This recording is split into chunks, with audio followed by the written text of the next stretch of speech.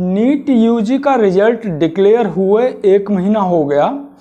इसमें बड़े स्तर पर घपला हुआ है और उसकी सीबीआई जांच चल रही है।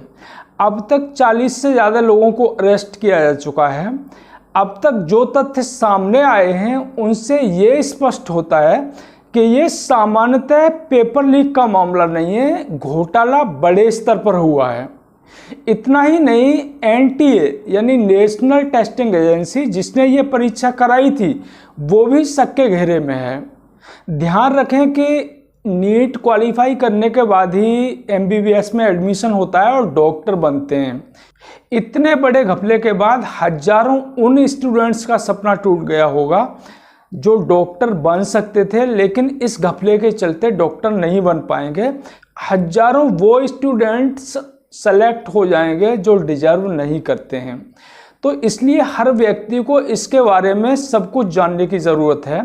तो आज के वीडियो में हम नीट एग्ज़ाम के बारे में सब कुछ बताएंगे। इसमें किस तरह की अनियमितताएं बरती गई, कौन कौन से वो तथ्य हैं जो साबित करते हैं कि घोटाला बहुत बड़े स्तर पर हुआ है। नीट यूजी की परीक्षा में बड़े स्तर पर अनियमितताएं बरती गई और बड़े स्तर पर घपला हुआ है। तो पहले हम उन अनियमितताओं की बात करते हैं जो बड़े स्तर पर इस परीक्षा में बरती गई हैं। नीट के लिए पूरे देश में कुल 14,750 सेंटर्स बनाए गए। एनटीए यानी नेशनल टेस्टिंग एजेंसी जिसने ये परीक्षा कराई थी उसने 399 सेंटर चुने रिव्यू करने के लिए। तो इन 399 सेंटर्स का एक थर्ड पार्टी द्वारा रिव्यू कराया गया। इंडियन एक्सप्रेस की रिपोर्ट के अनुसार इन 399 सेंटर्स में से 186 सेंटर ऐसे थे जिनमें 2 सीसीटीवी कैमरे काम नहीं कर रहे थे। एनटीए की ये गाइडलाइन है कि हर सेंटर पर 2 सीसीटीवी कैमरे होंगे। इनकी रिकॉर्डिंग को एनटीए के कार्यालय भेजा जाता है और वहाँ एक्सपर्ट की टीम इनका निरीक्षण करती है। 399 सेंटर्स में से 68 यानी 68 सेंटर्स ऐसे थे जिनमें स्ट्रॉन्ग रूम में गार्ड को ही तैनात नहीं किया गया था। 399 सेंटर्स में से 83 सेंटर ऐसे थे जिनमें वे लोग ड्यूटी कर रहे थे जिनकी वहां पर ड्यूटी लगाई ही नहीं गई थी। तो थर्ड पार्टी ने अपनी ये रिपोर्ट एनटीए को सौंपी और एनटीए ने इस रिपोर्ट पर कोई भी कार्रवाई नहीं की। तो ये तो हुई अनियमितताओं की बात। अब हम स्कैम की बात करते हैं कि बड़े स्तर पर इसमें क्या क्या स्कैम हुआ है। अब नीट यूजी परीक्षा में होने वाले स्कैम पर बात करते हैं। तो नीट यूजी की परीक्षा 5 मई को हुई थी। परीक्षा के तुरंत बाद ही ये बात सामने आई कि पेपर लीक हुआ है, लिहाजा पटना में और गोधरा में एफआईआर कराई गई। गोधरा की पुलिस ने अपनी इन्वेस्टिगेशन में जिन स्टूडेंट्स को शामिल किया था उनकी ओएमआर सीट एनटीए से मांगी। ओएमआर सीट का मतलब होता है कि एक सीट होती है जिस पर आंसर लिखे जाते हैं और वो कंप्यूटर से चेक होती है। तो गोधरा पुलिस ने एनटीए से उन स्टूडेंट्स की ओएमआर सीट मांगी जिनको उसने अपनी इन्वेस्टिगेशन में शामिल किया था। एनटीए ने गोधरा पुलिस का कोई सहयोग नहीं किया।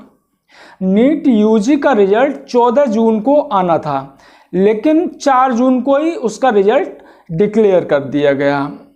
4 जून को जो जनरल इलेक्शन है उसका रिजल्ट डिक्लेयर हुआ और पूरा देश उस जनरल इलेक्शन में व्यस्त था।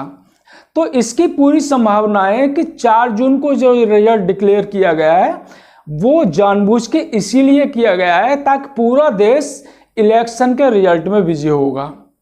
रिजल्ट डिक्लेयर होने के बाद पता चला कि उसमें से 67 स्टूडेंट्स ऐसे थे जिन्होंने 100% स्कोर किया था, यानी 720 मार्क्स में से 720 मार्क्स उनके आए थे। आमतौर पर ऐसा होता है कि 2-3 स्टूडेंट्स ऐसे होते हैं जो फुल मार्क्स स्कोर करते हैं।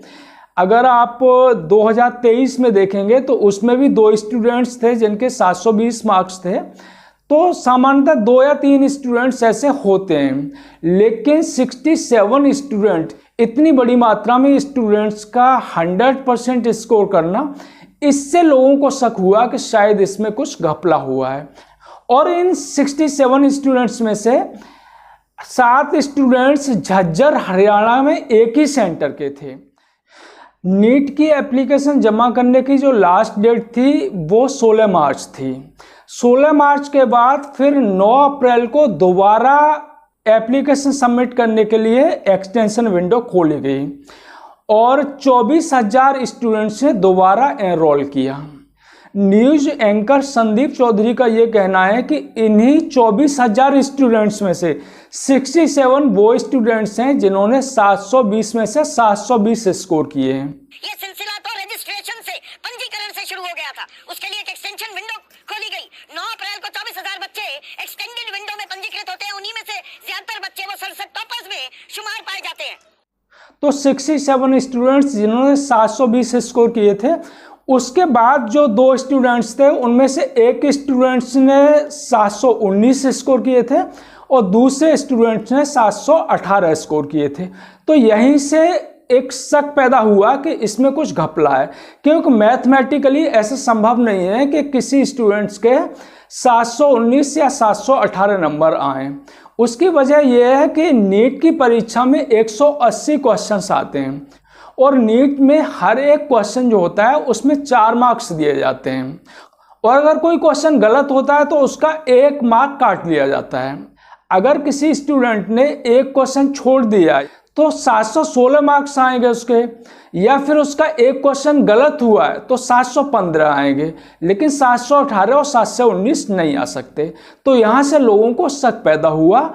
तो सुप्रीम कोर्ट में जब ये केस पहुंचा तो एनटीए ने ये बताया कि कुछ सेंटर्स ऐसे थे जहां एग्ज़ाम है जो बाद में शुरू हुई थी, यानी कि वहां एग्ज़ाम लेट हो गई थी, तो इसलिए उनको ग्रेस मार्क्स दे दिए गए। इसकी वजह से ये जो 719 और 718 का आंकड़ा है वो आया है। तो ऐसा भी पहले कभी नहीं सुना गया कि एग्ज़ाम अगर लेट हो तो उन्हें सीधे सीधे ग्रेस मार्क्स दे दिए जाएं।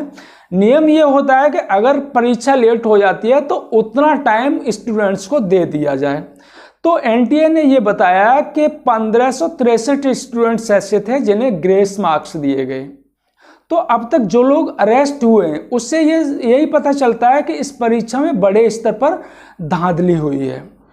इतने बड़े स्तर पर घपला होने के बावजूद नीट की परीक्षा भी रद्द नहीं हुई है।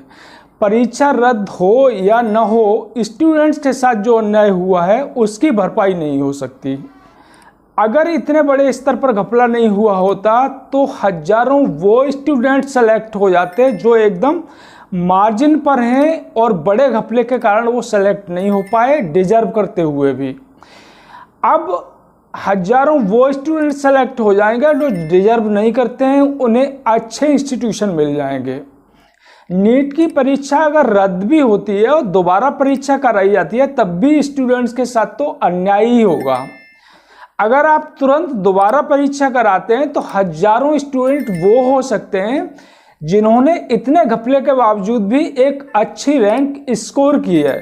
दोबारा परीक्षा देने पर हो सकता है कि वो उस रैंक को रिपीट भी न कर पाएं। उसका कारण ये है कि जो नीट की एग्ज़ाम होती है वो बहुत टफ एग्ज़ाम होती है। उसकी तैयारी के लिए कम से कम 1 साल चाहिए ही चाहिए। एग्ज़ाम होने के बाद अगर बच्चे 1.5 महीने तक किताब खोल के नहीं देखते हैं तो फिर उन्हें शून्य से तैयारी करनी पड़ती है और फिर तैयारी के लिए कम से कम 3-4 महीने चाहिए। इस बुरी व्यवस्था ने हजारों स्टूडेंट्स और उनके परिवार वालों के सपनों को कुचला है।